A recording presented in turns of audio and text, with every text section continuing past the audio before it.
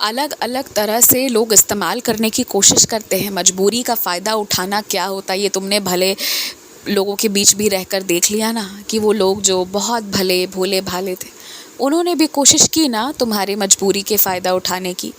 तुमने तो बाज़ारों में भी देख लिया कि लोगों की हैसियत क्या है और वो किस हद तक जाकर मजबूर कर सकते हैं।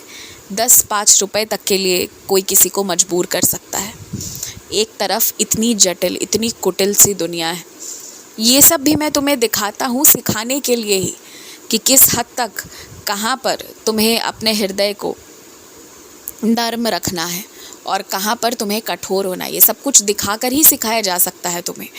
लेकिन हाँ, एक बात मैं कहूँगा कि जो व्यक्ति सच में बहुत अच्छा होता है ना, हर नकारात्मक पर जो सकारात्मक होता है, जो हर एक चीज़ के ऊपर उठकर अपने भगवान पर विश्वास रखते हुए एक अच्छा इंसान बनकर रहता है, उसे विश्व ख्याति मिलती है। यकीन मानो, अच्छे लोगों की इस दरबार में बहुत कमी है, बहुत ज़्यादा। तो अगर कोई व्यक्ति अच्छा होता है, परीक्षा देनी पड़ती है उसे, लेकिन ना पूरे जीवन के बदले वो एक ही बार में ढेर सारी परीक्षाएं देकर और फिर जीवन भर के लिए निश्चिंत हो जाता है। इसीलिए मैं तुमसे हमेशा कहता हूँ कि अपनी अच्छाई कभी मत छोड़ना, किसी के कहने पर मत छोड़ना, क्योंकि वही अच्छाइयाँ हैं जो तुम्हें ऊंचाइयों तक ले जाएंगी। अन्यथा ऊंचाई पर पहुँचते तो लोग हैं, मगर धड़ाम से गिरते हैं।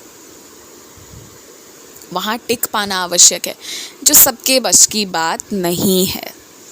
जो समस्याएं तुम्हारे घर के आसपास शुरू हुई हैं, जिसने शुरू की है, उस व्यक्ति को दंड देने का समय आ गया है। अब उस व्यक्ति को दंड मिलेगा। उसे मानसिक तौर पर दंड मिलना शुरू हो गया है, जो वो जिक्र भी नहीं कर पा रहा, और उस व्यक्ति को अभी दंड मिलेगा जिसने इतनी समस्याएं पैदा की हैं, जिसने इतना तंग किया है। अब उसे भी वही भुगतना पड़ेगा जो तुम्हें उस व्यक्ति ने दिया है। मैं तुम्हें ये सारी चीज़ें बता इसलिए रहा हूँ कि तुम्हारा न्याय अन्याय, इन चीज़ों, इन विषयों पर विचार बदल रहा था। न्याय होता था और होता रहेगा। और मैं तुम्हें इसलिए भी बता रहा हूँ कि जब मैं न्याय करना शुरू करूँ तो बीच में बोलना मत, बीच में हाथ रोकना मत। कुछ लोगों के कर्मों के मामले में ना तुम्हें हस्तक्षेप भी नहीं करना चाहिए। मैं ये भी तुमसे पहले कह चुका हूँ कि कुछ लोगों के कर्म ऐसे हैं कि तुम्हारे हस्तक्षेप करने से मुझे दिक्कत हो सकती है, तुम्हें दिक्कत हो सकती है।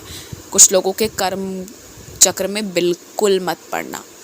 और कोई भी व्यक्ति जिसे ये लगता है कि वो दिल का अच्छा है लेकिन शब्द कड़े हैं, शब्द खराब है, तो वो व्यक्ति अच्छा नहीं है। शब्द ऐसे होने चाहिए जो किसी के मन को शीतलता प्रदान करे, जो किसी के मन को बार बार तोड़ दे, उसके आंखों में आंसू दे देना, तो वो व्यक्ति का दिल कितना भी अच्छा है, मुझे स्वीकार्य नहीं है।